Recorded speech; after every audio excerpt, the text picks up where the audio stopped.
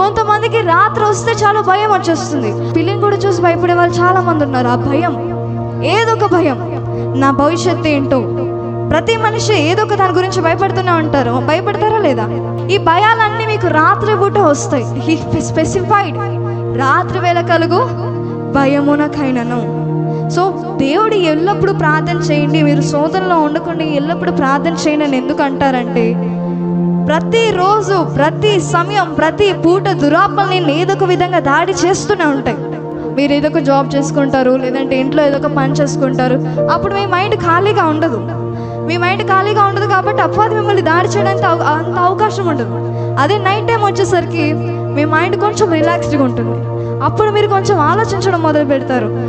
నార్మల్గా పేరెంట్స్ అయితే రేపు పిల్లలకి ఏం చేయాలి అంటూ ఆలోచిస్తా, ఏదో ఒక ఆలోచనలో మీరు వెళ్తారు. కాబట్టి అప్పుడు అపవాది ఏం చేస్తాడంటే ఆలోచనల ద్వారా మీకు భయాన్ని పుట్టిస్తాడు.